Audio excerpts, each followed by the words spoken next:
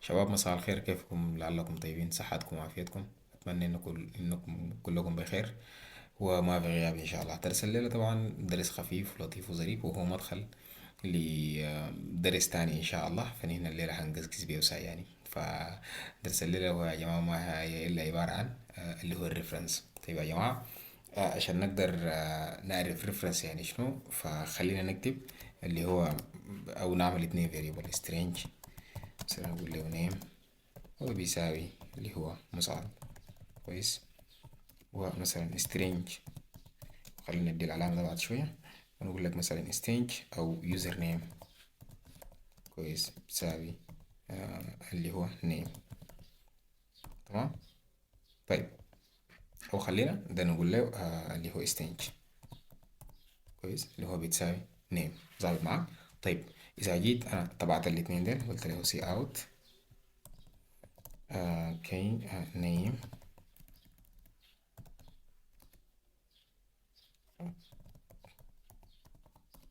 وقلت له برضه سي اوت كي string.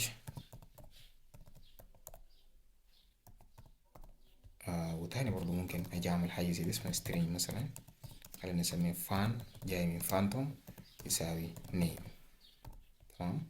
لو جيت هنا قلت سي اوت اللي هو فان، كويس، انت لاين.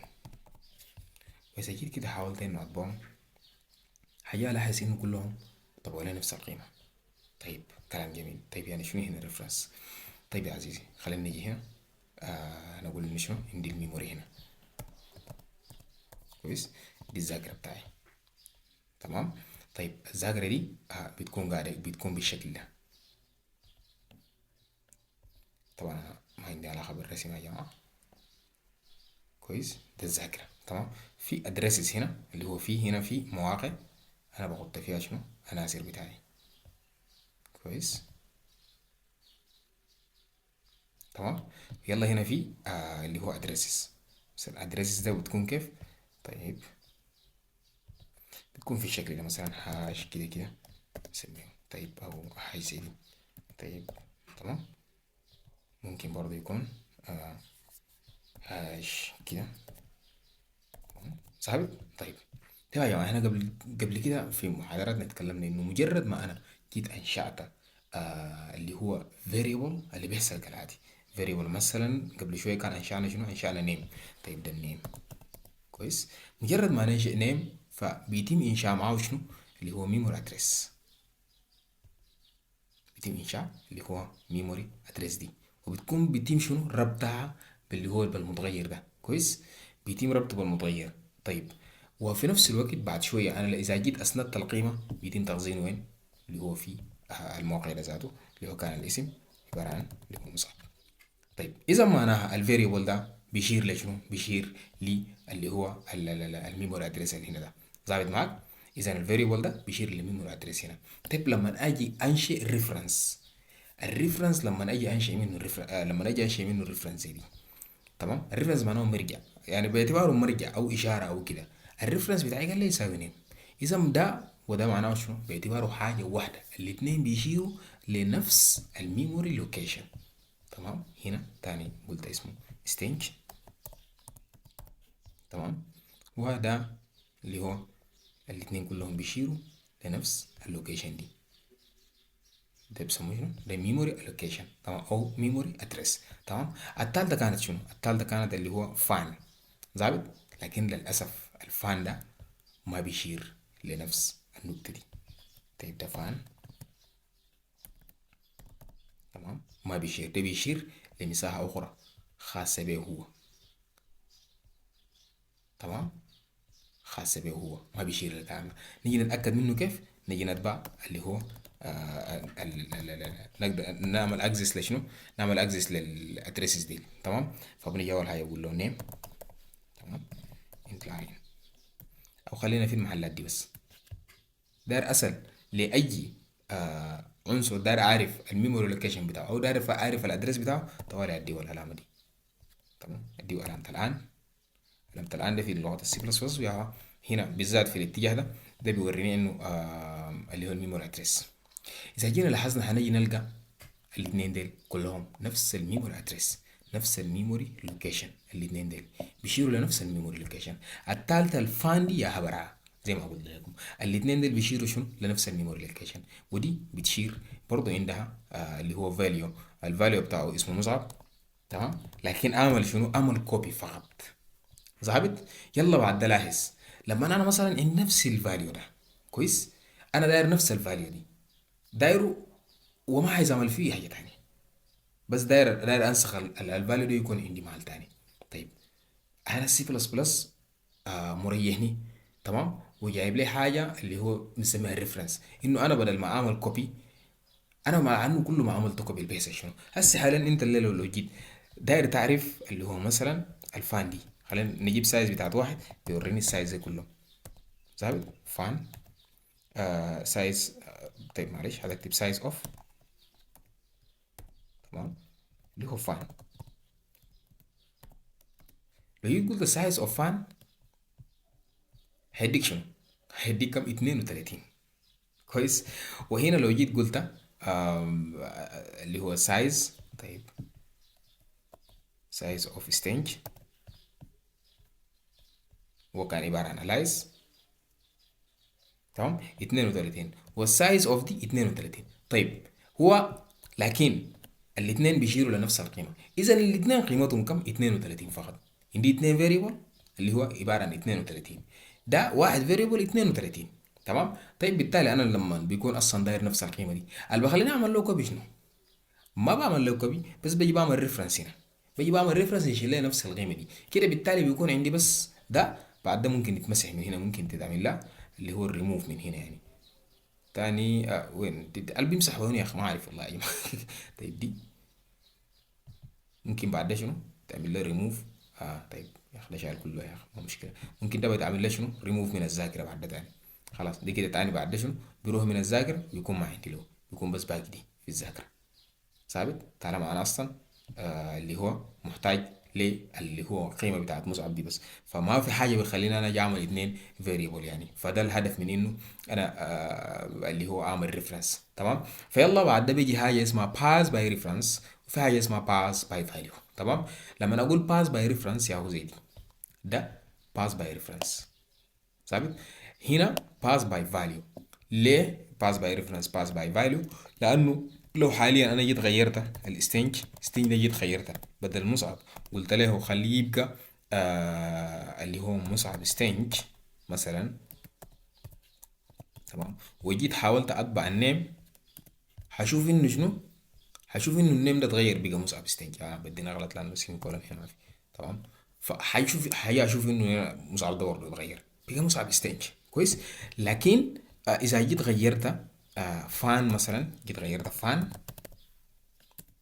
فان قلت بتساوي لي فان ذاته، تمام، وجيت طبعت هنا اللي هو هنا جيت طبعت فان. كويس. جيت طبعت فان، هنا جيت طبعت نيم، بيجي بيشوف انه اللي هو النيم ما بيتأثر، لم يتأثر بالفان هنا نهائيا، ما تأثر خالص، ما تأثرت.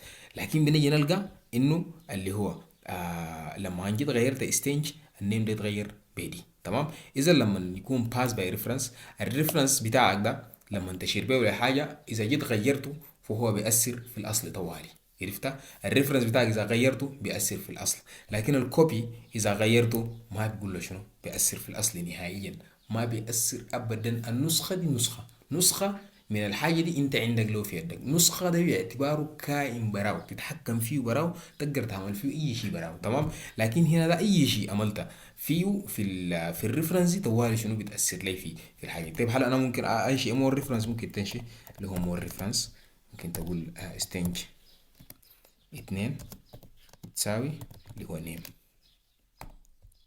اذا جيت حاولت هنا تطبع ستنج اتنين، تمام، هيتبع لك برضه شنو مصعب ستينج. واذا جيت قلت داير تشوف السايز بتاعه بره، هيجيب لك الجبال اللي كان نهايته اللي هو كم خليه سي، متأكد منه اللي هو 60 زاوية معك. وهنا لو جيت قلت ستينج العادي يلاحظ آخر حاجة A16 A16. اوكي. طيب يا جماعة، بس هو أنا لما أنت بتيجي تشغل من جديد الميموري ألوكيشن بغير محله طوالي. فأنا لو داير أتأكد من التلاحة دي اللي هتبقهم سوا، لأنه ده أصلا قاعدة في الرام. الرام ده مجرد ما تقفل البرنامج وتفتحه هو مسمى راندوم اكسس ميموري يعني. هو بيفقد اي حاجه عنده، فانا هضطر اطبع الثلاثه ديل سوا بس للاثبات يعني. تمام. وحاجه اطبع هنا برضه سي اوت، وحاجه اطبع معاه اللي هو ستنج، عشان بس اوريك انك تقدر ممكن تنشئ اللي هو مور ريفرنس. ده لما نيجي في الدرس بتاعت البوينتر يكون ما في زول عنده مشكله، فنيجي نطبع الثلاثه ديل هشوف انه الثلاثه ديل شايلين يعني انه متابعين اللي هو نفس، بيشيروا كلهم لنفس الميموري ادرس، ثلاثتهم بيشيروا لنفس الميموري ادرس. تمام، كلهم بيشيروا هنا. ومباشرة هنا برضه تاني هيكون عندي اللي هو الاسم الجديد اللي جيت قلته عبارة عن ستينج، اللي هو ستينج 2. وبرضه هيعمل شنو إشارة لنفس اللوكيشن دي، كلهم بيشيروا لنفس الميموري اللوكيشن. وإذا غيرت واحد منهم الباقي كلهم هيتغيروا. نجرب نغير ستينج 2، نجرب نغير ستينج 2. ستينج 2 يساوي ستينج ساي، ستينج سليقة كده يعني.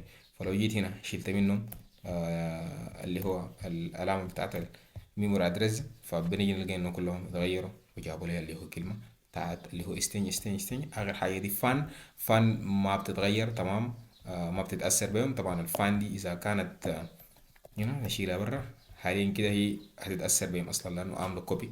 تمام، فبيجي برضه بقول ستينج ستينج يعني. لكن في حالة انه انا اصلا جيت غيرتها هي براها، فبنيجي نلقاها هنا هي كائن مستغل، وديل ما بيشتغلوا بهم يعني. في حالة انه جيت دار اغذينا، فبيجي شنو بيجي بغذينا في مكان براو يعني. تمام. فان هيجي شنو ياخد مساحة براو في الذاكرة، وهيعمل اللي هنا هياخد مساحة في الذاكرة، هياخد معه برضو كلمة ستينج.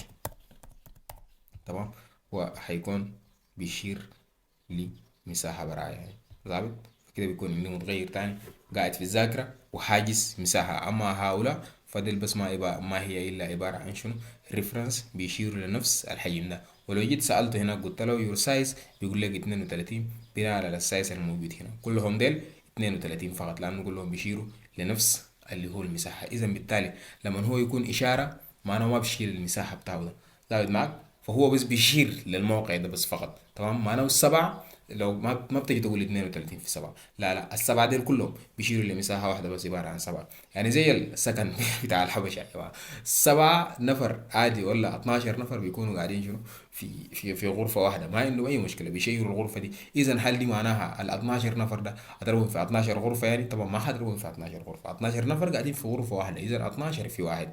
لكن في السودانيين كله 4 نفر ولا كل نفر قاعد في غرفة، إذا معناهم هم 12 نفر حضربهم في شنو اللي هو اي واحد قاعد في غرفه برا. اذا انه 12 غرفه تمام، مقابل اي زول واحد يعني، فمستهلكين مساحه. عموما ده يا جماعه درس بتاعت الريفرنس، وحاجه كده خفيفه ولطيفه وظريفه لكم. قبل شيء زي ما قلنا باس باي ريفرنس وباس باي فاليو. ده اللي هو باس باي فاليو ليه؟ لانه اصلا القيمه بتاعه لو غيرته ال الاصلي ما بيتغير نهائيا. اما دي باس باي ريفرنس، لما اقول باس باي ريفرنس معناها شنو بتتغير يعني. تمام. ومن هنا لغايه ما القاكم يا جماعه، اتمنى لكم كل الصحه والعافيه. الدرس الجاي ان شاء الله هندخل على درس البوينترز والميموري مانجمنت، وبعديها مباشره نمشي نخش في الدروس الفانكشنز، وبعديها نمشي الاو او بي، وبعديها نمشي للداتا ستراكشر المطابق ان شاء الله. تاني قدامنا اسبوعين كده يا زول والامور بتظبط. الله يديكم العافيه. فاتمنى لكم كل التوفيق يا اخي، يديكم العافيه.